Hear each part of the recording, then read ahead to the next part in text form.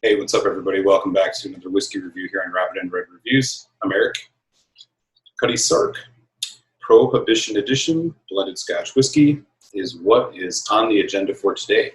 So I will give you a nose taste finish review of this blended Scotch, share some thoughts on the value, give you my final opinion, score, and leave you with a malt musing. First things first, Cutty Sark. One of the biggest names in blended Scotch. You walk into any bar here in the United States, probably around the world, Cutty Sark's iconic yellow label with the clipper ship is probably what you'll see. But today we're going to be checking out this Prohibition edition. So this one is actually blended at, this is a blend of, grain and malt whiskeys, bottled at 50% ABV. So it's going to be packing some punch. Interesting story behind this one as well. So there's a whole bunch of stuff on the back here, but the story behind it is that the Prohibition edition has been crafted as a salute to the notorious Captain William S. McCoy, who smuggled Cutty Sark blended Scotch whiskey into America during the Prohibition era of the 1920s. His impeccable reputation for only dealing in the finest, genuine, and unadulterated liquor gave rise to Cutty Sark being referred to as the real McCoy. So pretty cool story. And so they have made this whiskey in dedication to him.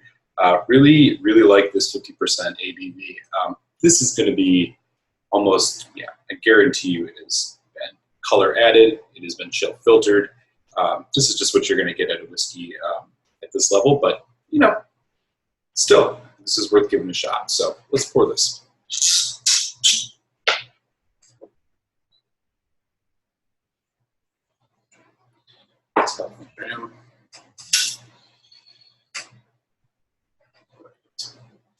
So here's what the color looks like. As I said, it doesn't say anything on the bottle about it being natural color, so this has almost certainly been chill filtered. Okay, so right away on the nose, definitely color added, definitely chill filtered, no doubt about it. Right away on the nose, fruity. It's like apple and pear. Yeah, you can definitely tell this is at 50%. There's some sharpness, alcohol sharpness in this for sure. Also spice, cinnamon. So this is aged in, I believe, ex-bourbon barrels and then dried with peat. So expecting a little bit of punchiness coming out of this and these bourbon notes like cinnamon. So definitely getting that. Not so much getting any peat on the nose, but yeah. So fruity, cinnamon, a little bit of alcohol sharpness. Not overly complex on the nose. All right, let's give it a taste. Cilantro.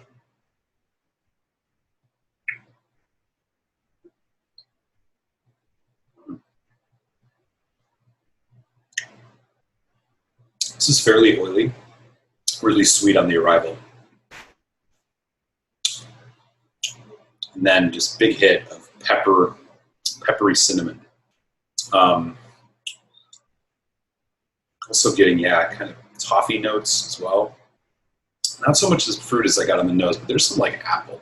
It's like an apple thing going on. There's the smoke. So the smoke is showing up a little bit more here on the taste, really, than it did on the nose. Yeah, it's there. It ain't overpowering. It's not like it's an Isla single malt like Freud or Ardbeg or something like that, but it's there. Hint of citrus too, orangey citrus. Surprisingly complex on the nose, or pardon me, on the taste.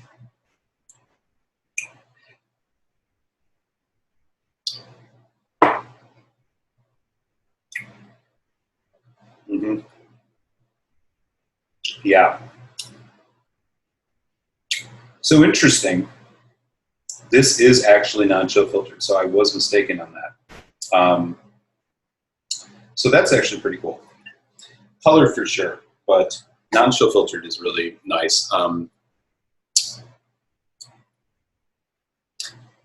Going into the finish, it's pretty short, cinnamon, sweet fruit, a little bit of barrel, caramel, kind of barrel char, and a little bit of that smoke lingering too.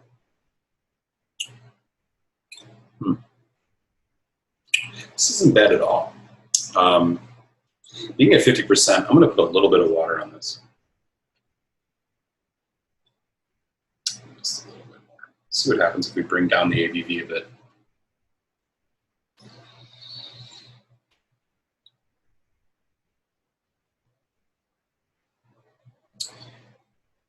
Yeah, it's getting a little cloudy too, which is probably another indication that this is actually not chill filtered.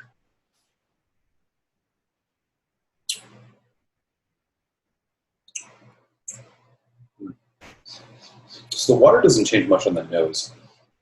It's still just kind of fruit forward, cinnamon. Alcohol sharpness is a little bit gone.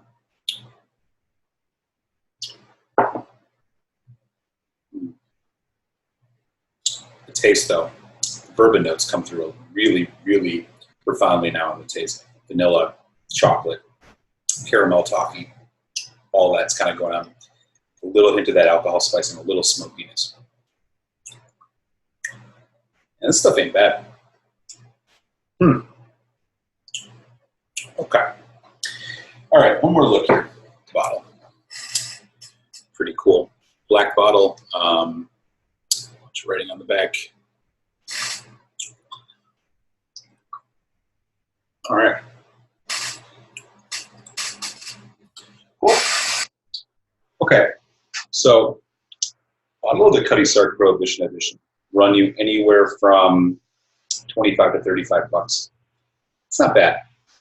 You know, for blended malts like this, these kind of, you know, what I would call, you know, your bar staples for, specifically for cocktails. Where you go into any bar, you know, you're going to see Cutty Sark, you're going to see a Johnny Walker Red, you're going to see Dewar's White Label. Now, these are just your standard blended scotches you see pretty much anywhere. But this Prohibition Edition is definitely a step up from the regular Cutty Sark or any of the ones I just mentioned.